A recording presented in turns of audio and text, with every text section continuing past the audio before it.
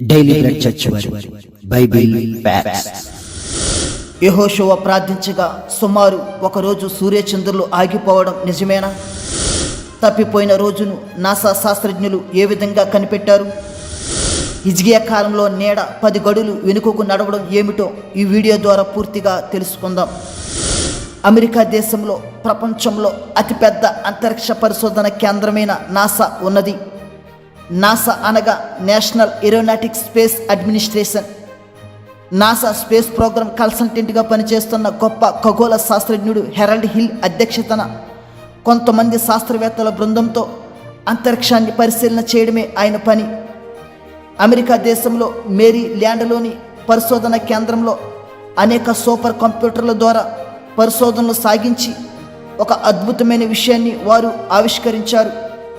రాబోయే 1000 సంవత్సరంలో సూర్యచంద్ర నక్షత్రముల కదలికలను మరియు గ్రహాల వాటి కదలికలు వాటి స్థానాల చలనాలను అంచనా వేయడమే వాళ్ళ పరిశోధన. రాబోయే భవిష్యత్తులో ఆకాశ నక్షత్ర స్థానాలను అంచనా వేయడం చాలా కీలకమైన అంశం. ఈ కీలకమైన అంచనాల ఆధారంగానే కొన్ని వందల మానవ నిర్మిత శాటిలైట్స్ వాటి యొక్క నిర్దిష్టమైన కక్షలలో అంతరిక్షమందు పనిచేస్తుంటాయి. ఈ శాటిలైట్ల సెకండ్లు కానీ మిల్లీ సెకండ్లు కానీ తేడా లేకుండా ఖచ్చితంగా నిర్దిష్టంగా వాటి కక్షలలో తిరుగుతూ ఉంటాయి. అలా లేకపోతే అంతరిక్షంలో అవి గ్రహాలను ఢీకొనే ప్రమాదం ఉంటుంది. భవిష్యత్తులో గ్రహాల కదలికలు వాటి స్థానాలను లెక్కించే ప్రక్రియలో జరిగిపోయిన కాల పరిస్థితులపై కూడా శాస్త్రవేత్తలు ఆధారపడతారు. గడిచిన కొన్ని వేల సంవత్సరములలో గ్రహాలు ఏ దిరుమన ఏ స్థానంలో ఉండినవో ఖచ్చితంగా లెక్క కట్టగలిగే శక్తివంతమైన సూపర్ కంప్యూటర్లు నాసా అంతరిక్ష కేంద్రంలో ఉన్నాయి. తమ వద్దనున్న డేటా ఆధారంగా లెక్కలు కొడుతున్న సమయంలో ఒక ప్రత్యేక దినముపై రెడ్ సిగ్నల్ కనిపించింది. కానీ వారి లెక్కల ఆధారంగా గడిచిన సంవత్సరంలోని ప్రతి దినము గ్రీన్ లైట్ను చూపించాలి. కానీ ఒక ప్రత్యేక దినముపై మాత్రం రెడ్ సిగ్నల్ చూపించింది. 1-2 సార్లు వారు ఈ సంగతిని పరిశీలించి చూసినప్పటికీ ఈ మిస్టరీ అంతు చిక్కలేదు. కాలగమనంలో ఒక దినము నమోదు కాకుండా పోయింది. ఇది ఎలా జరిగింది? ఒక దినము ఏమైపోయినట్టు? ఈ విధంగా మిస్ అయిపోయిన ఆ దినము యొక్క అంతు తేల్చాలని శాస్త్రవేత్తల బృందం పనికి పూనుకుంది. ఈ తర్జన భర్జనలో ఆ శాస్త్రజ్ఞుల బృందంలో ఒక క్రైస్తవ శాస్త్రవేత్తకి ఒక ఆలోచన తట్టింది. అతడు బైబిల్ ఎక్కువగా చదువుతుండేవాడు. ఇంచుమించు ఒకనాడల్లా సూర్యుడు అస్తమించలేదన్న విషయాన్ని అతనికి గుర్తుకు వచ్చింది. అప్పుడు యెహోషువ గ్రంథంలో రాయబడిన సంగతిని జ్ఞాపకం చేసుకున్నాడు. ఇశ్రాయేలీయులు కనాను దేశంలో అమోరీయులతో యుద్ధం చేస్తున్న దినాలవి. అమోరీయులు రాజనీతి తెలియని ప్రజలు. సాయంకాలం సూర్యుడు అస్తమించిన తర్వాత యుద్ధం విరమించుకొని ఎవరి గుడారమునకు వారు వెళ్ళి విశ్రాంతి తీసుకోవాలి. అదే రాజనీతి. కానీ మూర్ఖులు కఠిన స్వభావులైన ఈ అమోరీయులకు అలాంటి రాజనీతి ఏమీ ఉండదు. గెరిల్లా యుద్ధాలు చేయడం, దొంగ దెబ్బ తీయడం అమోరీయులకు అలవాటు. దానిని గమనించిన యెహోషువ దేవునికి ప్రార్థన చేస్తాడు. యెహోషువ గ్రంథము 10వ అధ్యాయము 12-13 వచనములు.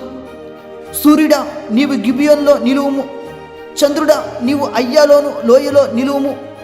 జనులు తమ శత్రువుల మీద పగ తీర్చుకునే వరకు సూర్యుడు నిలిచెను, చంద్రుడు ఆగెను. సూర్యుడు ఆకాశ మధ్యమును నిలిచి ఇంచుమించు ఒక నాడెల్లా అస్తమింప త్వరపడలేదు. ఇదే విషయాన్ని క్రైస్తవ శాస్త్రవేత్త హెరాల్డ్ హిల్ అను తన నాయకునితో మిగతా శాస్త్రవేత్తల బృందంతోనూ పంచుకున్నాడు.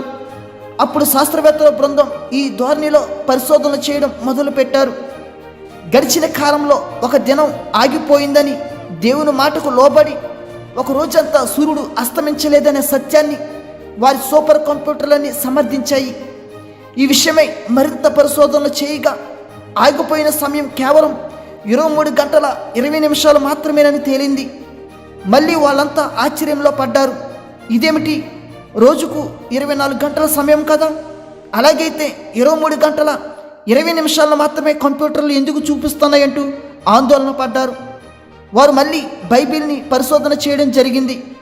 బైబిల్లో వారి దృష్టికి వచ్చిన వాక్యం వారికి ఊరటనిచ్చింది.